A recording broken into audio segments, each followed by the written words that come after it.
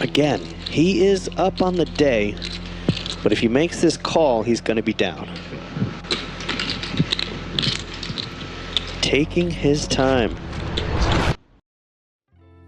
Today's a big day, very exciting. We're headed up to LA to play 25-50 and what I expect to be 25-50-100 with Andrew Neeme at Bally Live Poker at the Commerce. Super exciting stuff. It's a very big game, obviously, for me. I don't really get the opportunity necessarily to like play this big that often. Usually I head up to LA about once a week at most. 2 hours and 15 minutes or so till cards are gonna go in the air. Very excited to be playing today, but obviously it's a very relatively nerve-wracking in the sense that I don't get to play a game of this size that often. And when I do, it's always a big spot for me. Rest of the days are usually something like 10, 20 or something like that. So this is like potentially even a little bit bigger than 3x the size of the usual games that I play. Another funny thing is Danny played yesterday, but he got killed. Bit of a graveyard flop for Rich Asian Bro, given the stack sizes and him seeing a flop. Oh no, he gets a miracle. At the river there. AKA, Brian, you are a sick one that can do it, huh?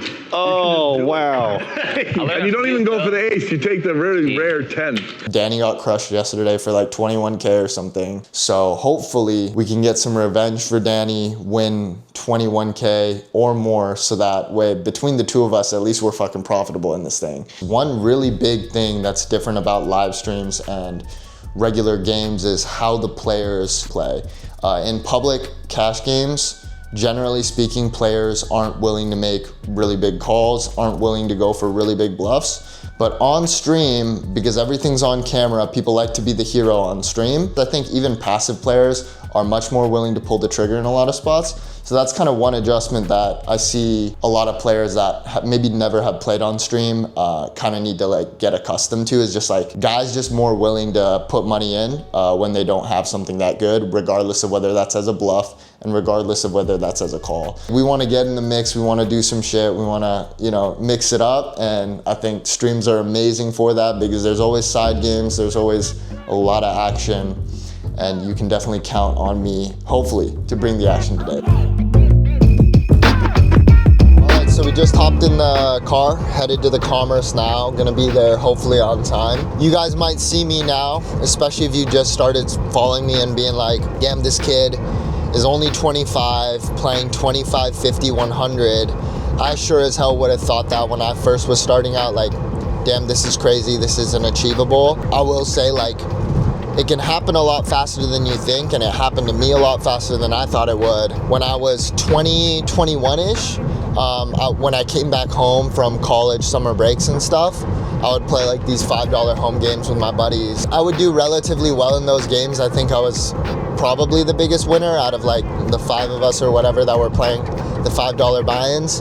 Not really a big accomplishment or anything, but gave me a little bit of confidence to actually go to the casino and try playing for the first time. One day I was in Vegas for my friend's 21st birthday. I was down like $800 on the trip, which was just so much money to me. At the time I was like 22. I probably didn't even have 10K to my name at that point. It was probably closer to like 5 or something.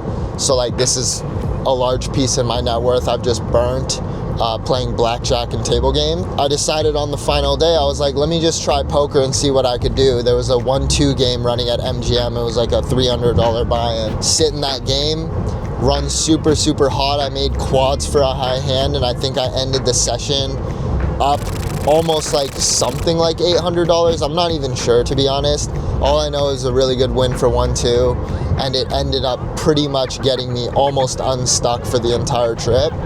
And that's kind of like what propelled me into starting to play actually for real. So 2022 in like January-ish is when that birthday party happened in Vegas. I head out back to college at UC Davis, kind of start getting into the 1-2 streets again, and that was around March. I had the confidence and I started playing 1-2, and I was lucky enough to have some positive variance. Ran it up, got rolled for 1-3, started playing 1-3. Ran that up to like 10K or something, and it was just a hobby for a very long time, like a profitable hobby. but I got a job out of college and I really, really did not enjoy it at all. The corporate life just wasn't for me, and poker was going really, really well for me. So I just decided to take that leap of faith, move down to San Diego, quit my job a couple months later, and then just kind of spun things from there. I went through a really, really bad downswing early into my professional poker career. You know, had some nice scores with MTTs, spun it up in cash, and I've done really well for myself in like the past year or so. So things have gotten really cool. It's an awesome life to live. Like, I get to live on my own schedule, and it's, I don't know, it's the dream really. Obviously, like, I have aspirations to play higher and higher stakes, and I want to get to the highest level. It's not necessarily all for the money. It's actually more just because I enjoy the game and I love to compete and I want to play the best players and battle the best players. So that's essentially why I'm climbing the stakes. And I think in terms of the money, you could make a decent living playing 5, 10, 10, 20. You know, as you start to climb the stakes, obviously the money is really good. That's a massive benefit. Not only is that the benefit, you just get to compete against tougher competition and see what people are made of and battle it out. So.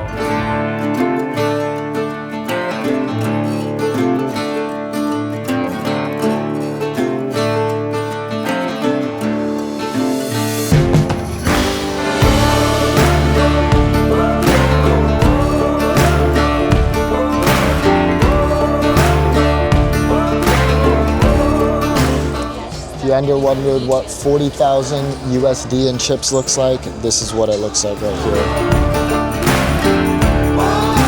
How's it going? What's up? How's it going? What seat were you? I'm gonna be C1. I'm gonna grab your pen. Awesome, thank you. What's up? Like my setup? That's actually a crazy setup. We're here at the Stream Room, Bally's Live Poker today. We're playing 25-50 with a $50 big blind ante. It could be 25-50, 100, just depends on what the players want to do. There's gonna be a ton of fun side games like 7 Deuce for a couple $100 at least, stand up for a couple $100 at least, and then we're also probably gonna have the progressive bounty game on for also a couple $100 per player. So it should be ton of action. Obviously very excited to be here. Going to be playing in this awesome lineup. Rich Asian Bro is going to be here as well. It's Andrew Nimi's here, a bunch of other content creators. It's going to be a huge game. Super excited. Let's get it.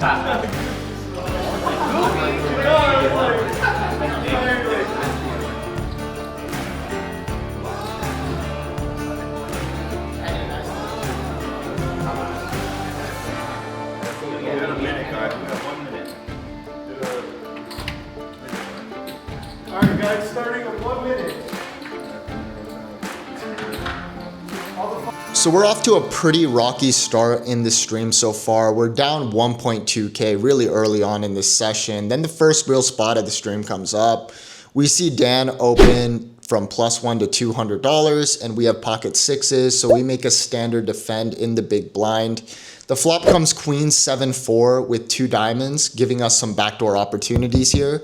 So when he does c-bet for 250, I make a quick call out of position. Turn now comes the king of diamonds, bringing in the front door flush. And after checking it over to Dan for a second time, he continues the fire again for half pot, which is roughly $500. I decide that in this spot, obviously it's kind of a tricky situation with pocket sixes and a diamond, but I kind of just decide I want to start bluffing at this point and apply pressure to all sorts of hands that he could have that aren't flushes. So I check raise to 1700, and Dan finds a pretty quick fold here with pocket tens, which is obviously really nice to see. Continue with no diamond. Video once a week. I'm sure people would love it. Third pair. Nice raise by Kenny. So spoiler alert, this is going to be the start of an ongoing war with K. This guy has been absolutely battling with me this entire stream, and it only gets bloodier from here. K opens the hijack to 200, and I wake up with 2 black sevens in the small blind. I decide to just 3-bet my hand to 850, looking to play this pot heads up here at a position. But K decides he wants to play for more and bumps it up with a 4-bet to $2,500. To be honest, I really just don't believe him here, and I'm getting a pretty horrible price to call out of position as well. So I decide, fuck it, I'm gonna send it. I rip it in for 8.5K, and he snaps me off. Snap call. We need a 7. This is a big Kenny pot needs a early 7. on. K only 3,800 behind. That is Total all in 59.25. All right, hand 18. Set mining in effect. No diamonds. Backdoor maybe. Drawing. The turn card will make it interesting. I have a bad feeling about the... Oh, there it is. It's over. That is it. That closes the door. He makes a massive celebration, just hyped up here, because he just has the Nutter Butters and snaps me off and wins a massive pot. We'll be battling a lot with this young Asian fella for the rest of the stream. It gets only bigger. The pots get huge with this guy. It's not an ideal way to punt off a used BMW, but sometimes you have a read, and sometimes it's just flat out wrong. Sometimes you just got to go with your read, guys, and this was kind of one of those situations. I looked at him and I was like, I just don't believe a single thing. I just don't believe that you fucking have a hand. And unfortunately, he just had a hand. He just had aces. All right, so for the next hand, we are in the $100 straddle, and K opens up the button to 300. With 10-4 offsuit, we should obviously just be folding, but the nit game is on, and there is just not a single chance I'm letting this guy get rid of his nit button that easily. So I'm just going to take it to the streets, make a call, and we head to a flop of King 10-3, 2 clubs. We check it over to K, and he continues to fire for $400. We make the call with our middle pair and head to a turn. The turn comes the 2 of spades, bringing in a second flush draw as well now. We check it over to him, and he decides to overbet for 2,200 into 1525. At this point, he's definitely saying that he wants to play for stacks. But like I said before, he likes to battle, so we're going to stick around and see the river get sticky here on the turn. And the river does come out the 9 of hearts, bringing in the open ender. So if he had queen jack, obviously now he has the nuts. That's a hand he could very easily have at this point. All flush draws do end up breaking out as well. And we check it over for a third time, and K snap shoves for 5K. This is kind of weird because I expect this spot to, generally speaking, be pretty over bluffed by a population of an aggressive regular. And he can kind of just send it here if he has any jack or queen in his hand that blocks all the strong top pairs and straights. So if we're going to get nerdy, the 4 of spades in my hand, I think it's a relatively good card to have because it unblocks a lot of the bluffs that he could be barreling with. But at the end of the day, I'm just going to go with my read here. This guy has been just getting pretty aggro in a lot of spots, and I expect him to find all of the queen X and jack X bluffs that I mentioned before. So I decided to station this one off and make the call. And it's a damn good thing that I did because he does show ace jack offsuit, and we scoop a $16,000 pot. Sometimes it's going to pay off to be a station, and other times it's not. But it definitely feels good to start building some momentum after a rough start to the stream. Legitimately 2 hands later, a familiar face opens again, and this time we have a real hand. K opens the hijack to 200, and we wake up with ace-king offsuit in the small blind. Like I said before, me and K have been battling absolutely like crazy this entire stream, and we'll continue to do so for the remainder of the stream. And it feels just really good to have a big hand against somebody that you've been battling with all fucking day long. We're getting active here. We bump it up to $900, but to our surprise, Mark cold calls from the big blind, and action gets back over to K. He makes the 4-bet to 3K, and look, obviously he is repping a pretty strong hand at this point, but I've never been the type of player to fold ace-king pre-flop, and I don't plan on starting to fold now. I rip it in for my remaining 16.5K. That's the only option here, guys. Come on. And Mark quickly gets out of the way, and K does put in the call for his remaining 11K. He flips his cards over. He has pocket queens. So in classic fashion, we're essentially flipping for $22,500. Dealer, 1 time. Let's go. King. Classic break. Usually it comes in the window. To run it 1 time because that's how they do it. Okay. Well, Mark had a 10-9, so he didn't fold any of the cards that Kenny needs. Good luck. Queens versus ace-king. Or deuce. Looking good for K. 22,000 in the middle. I guess there's a little bit of everything. Is there a spade sweat? Oh, the king gets there. Gambling game. That's like the gin. Wow. K will need a queen on the river, Pretty rule. where he is felted. Queen of hearts only. Can he do it? No. Global Kenny ends up improving on 4th and 5th Street, and he's going to take down K. Every time I've counted, Loses 7, 8. all of I it. don't know how these young kids. 10,750. I never do that. Bro. And we are officially cooking now. Ship the 22.5K my way dealer. We are so fucking back. Let's go. After what is the swingiest hour and a half of poker that I've ever played before, we now sit atop of the cumulative winnings board after being dead last after the punt with pocket sevens. Let's go. From worst to best, baby, let's go. We're still riding the momentum from the ace-king hand with K, and I look down at another very playable hand. Andrew opens the hijack to 400 over $100 straddle, and we have ace-5 suited next to act. And while this is usually going to be a 3-bet for me, I'm going to mix it up here and call, given I don't really want to 3-bet here and get shoved on, because Andrew kind of has the perfect stack to 4-bet a variety of hands. So after everybody folds and we go heads up to a flop of 6, 7, 8 with 2 diamonds and a heart, Andrew starts off with a check. And I think this is just generally going to be a board that favors my range a lot. So I decide to take a stab of 400 into 1025. He decides to check raise to 1200, which is kind of surprising. But with a straight draw and flush draw in position, I'm not going to be going anywhere just yet. So I stick in the call and see a turn. The turn comes the 10 of spades, completing the straight draws. And now Andrew decides to slow down and check. I basically just have air at this point. I have ace high with the bottom end of the straight draw. It's pretty horrible hand. When he checks it over to me and starts showing weakness, I'm just going to start bluffing. I think his overpairs are going to have a lot of trouble facing aggression at this point. If he has pocket jacks, queens, kings, aces, it's just not a good spot for him. So I bet $1,100 into 34.25, and Andrew makes a quick fold, which is great news for us. We're really starting to pick up some heat here after taking down several big pots in a row. Let's go. The very next hand, Andrew opens from +1 to 250, and I peel ace-jack suited next to act. I'm going to bump it up here to $750, and K from the big blind is going to cold 4-bet to 2K. Obviously, this is not a great spot for us, but with this strong of a hand in position, I'm just not going to be folding, especially against a guy who's just been trying to bluff me all day long. So after Nimi folds, I make the call and we go heads up to a flop in position. The flop comes 9 deuce 5 with 2 diamonds and a heart.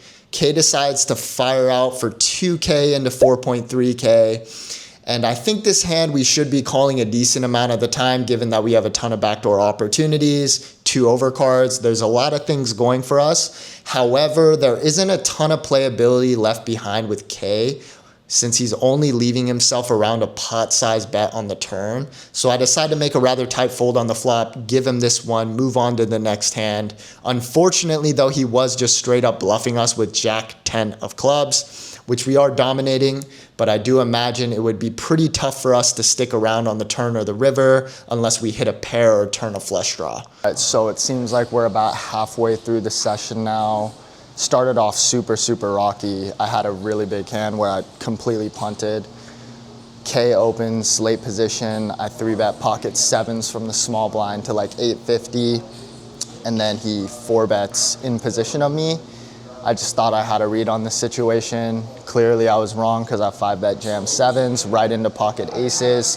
Lost a pretty big pot there. That was for my full stack or my first buy-in. So kind of was stuck 10K right out the gates. And then kind of just started chipping away at the win, and then had a really big flip with ace king versus pocket queens, which we won. That was like 20K plus pot, but still going strong so far. I think I've been playing a little bit spazzy for sure today. Just like, I don't know what it is, like I got jitters or something, like I'm like spazzing out, just like 3-betting like crazy, playing tons and tons of hands, bluffing like a maniac. But so far so good. Let's see how the end of the stream works out. I am up right now, so I'm happy. I'm up like 3,000, 4,000. Yeah, I'm up a similar amount, Yeah. like 3,000 or 4,000 probably. I'm mediocre Asian bro right now. I want to double up.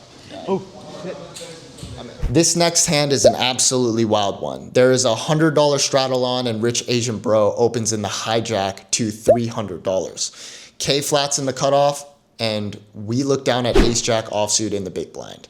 We're gonna go for the squeeze here and attack all of the dead money out there. We make it $1,600 to go and Rich Asian Bro folds, but guess who makes the call? K and I go heads up to a flop of 8-8-4 with 2 hearts, and I decide to continue here for roughly half pot, and K does something really weird and min clicks me to $3,400. With a backdoor flush draw and 2 overcards on this board, I'm not going to be going anywhere just yet. I make the call and we head to a turn. The turn comes the 10 of spades, and this pot is just getting enormous at this point. We check and flow, and after some deliberation, K decides to jam for his remaining $7,000 or so. This is where things get weird because I don't really expect K to raise and jam much value in this line. I've been quite aggressive all day long, especially against him. So if I was in his shoes, I would definitely just be calling with any 8 or full house to let my opponent just bluff it off. So I sit here and kind of think about this spot forever. On one hand, my hand is a horrible, horrible bluff catcher. It's just one of the weakest hand I'm ever going to show up here with in this line. But on the other hand, I just don't make any sense of why he would do this with value. Like I said, I make some pretty outrageous punts sometimes, and this is going to be one of those times. I stick in the call, get shown the bad news right away when he flips over 8-9 of spades. He has trips, has us drawing absolutely dead in a $24,000 pot. Sometimes it pays off to be a station and other times it doesn't. This is going to be one of those times where we get absolutely wrecked for making a super, super light call with a hand that should never be calling. We lose a $24,000 pot, and this one definitely stings a little bit because we all make mistakes. We can all learn from our lessons, but I know better than to make a call like this in this spot, and I'm going to be folding here 99.9% of the time. But either way, we're going to get back in there, try to climb out of this hole that we put ourselves in. Let's go. So we've been getting killed the past few hands, and it looks like we're on complete monkey tilt. And to be fair, we pretty much are on monkey tilt. Dan opens the +1 to $200. Phil makes the call on the button, and now Nimi decides to 3-bet to $1,100 from the small blind. That's when we look down at the best starting hand in poker. You really can't draw it up any better than this. We're just going to be getting absolutely no credit in this spot for having a big hand. And I'm just licking my lips, getting ready for the full double up at this point. I decide to 4-bet to $2,300 because Nimi has a pretty short stack and going too big is going to be relatively unnecessary here. I just want to give him a good price to continue, and that's exactly what he does when it folds back to him. He makes the call and we go heads up to a flop of 9-deuce-3 rainbow. This is basically the driest flop ever in a 4-bet pot or in a 3-bet pot even. So we pretty much have the nuts here. Can't really ever expect him to have a better hand than pocket aces in a 4-bet pot on this board. So when he checks it over to us, I don't see any merit in betting big. I just want to extract as much value as possible. I bet 1K into 5K, and Andrew makes the call and we head to the turn. The turn comes another 9, which is pretty much another brick as well. Can't really ever expect him to have a 9 in this spot, especially calling out of position. So we're still super nutted at this point. I think usually what his range is going to look like is something like pocket 10s, pocket jacks, pocket queens, maybe even pocket kings that didn't shove pre, wanted to trap, some ace king, ace queen, stuff like this. That being said, I'm really not worried about giving him a free river card at this point because I'm still going to go for value on the river either way, no matter what river comes out. So I decide to get tricky, check back on the turn, and the river ends up coming the king of diamonds. While sure, sometimes he's going to have pocket kings here, we're still going to stick to the plan though and jam for value. We don't even have like half pot behind, and there's very few hands to be worried about here. When he checks it over to us, I end up jamming and he snaps us off with pocket 9s for quads. Pretty nasty given that I was like 99% sure I had the best hand and I was already getting ready for the double up because I was on monkey tilt. But, you know, we just go deeper into the hole at this point. We're down around $15,000 after this hand, but the battle isn't over yet. We still have an hour left in this stream to win some big pots. Let's see what we can get going. The graphics don't quite catch up until a bit later, but Andrew Neeme opens in the cutoff to 300 with the $100 straddle on, and we 3-bet to 1K with Jack 9 suited on the button. Rich Asian Bro cold calls from the straddle, and Andrew Neeme decides he wants to come along for the ride as well. So we go 3 ways to a flop of King, Queen, 6 rainbow. When it checks it over to us, this is just a board that I'm going to be betting a lot. And with a gut shot, I think it makes sense to start bluffing right away. So I see bet for $800 into the field, and only Rich Asian Bro makes the call. The turn is the miracle 10 of hearts, giving us the second nuts in this spot. And we go from betting with air to betting for pure value. When it checks to us again, I want to size up here. I want to play for stacks by the river. So I bet 3.1K, setting up for a river shove. Rich Asian Bro quickly makes the call, and we go to the river. The river is probably one of the worst cards in the deck. It's the ace of spades. While we still have the absolute nuts here, now a lot of hands that continued the turn are chopping with us, or also just not going to want to pay us off. However, when Rich Asian Bro does check it to me on the river, I still think the pot is too big at this point to consider doing anything but jamming for pure value. So that's exactly what I do. We ship it for Rich Asian Bro's remaining $7,000, hoping to get looked up by something like 2 pair, maybe a set that's slow played pre-flop. Rich Asian Bro goes deep into the tank, which is great for us, because now we know we're not chopping. We're just praying for a call at this point. Maybe from a hand like ace queen, ace 10, ace king, something like this. If he calls, we're just going to be a lot closer to breaking even on this session. But after a few minutes of deliberation, quite a long tank from Rich Asian Bro, he does find a really, really nice fold with pocket tens. Definitely a hand I expect to get called by a decent amount. So it was a really nice fold by him. Credit where credit's due. Still chipping up in a nice way, getting closer to the unstuck mark. We open up ace, king of hearts in the cutoff to $300, over $100 straddle. Both Rich Asian Bro and K both make the call, and we go 3 ways to a flop with 2 guys that are still trying to get rid of their knit button. Flop comes out queen 10-4 rainbow with 1 heart, and when it checks it over to us, this is a great hand to start bluffing. We have 2 overs, a gut shot, some backdoor flush draw potential, and we have removal to their strongest top pair holdings. I see bet for $300, and only Rich Asian Bro calls. The turn comes the 7 of spades, which is a huge brick on this board. When Rich Asian Bro checks it to me again, I'm going to start applying maximum pressure here. I go for an overbet of $2,100. He thinks about it for a while and ends up making the call. The river is absolutely amazing. It's the Jack of diamonds giving me the stone cold nutter butters. When Rich Asian Bro checks it to me again, it's just a matter of how much can we extract in this spot. He's made some pretty good folds against me throughout this entire session. So I decide I'm going to be a little bit reasonable here and not go for something too outrageous. I decide to bet 5K, which is just under the size of the pot, and he snap calls me. He snap calls me with 9-8 for the bottom end of the straight. This is a pretty nasty cooler for him, and I could have definitely gotten way, way more in this spot, but I can't complain as I drag in this nearly $16,000 pot to end this stream almost unstuck. All right, GG's on that stream. I definitely want to post this video, but I'm definitely not proud of it. I think I played extremely bad today. If I could rank on a scale of 1 to 10 how well I played in comparison to like how well I could play, probably somewhere like a 3, which is obviously disappointing because this is a very large game, and whenever I come out here, I try to play my best, and today it just didn't work out that way. Ended up only losing 1.8K, which is very surprising. I think I could have lost a lot more, and I should have lost a lot more. I deserve to probably get felted multiple times, which I did get felted multiple times, but I deserve to lose a lot more money, and walking away with just a scrape of 1,800 bucks, it feels like a win in all honesty. So now we're gonna go grab dinner, get some Korean barbecue.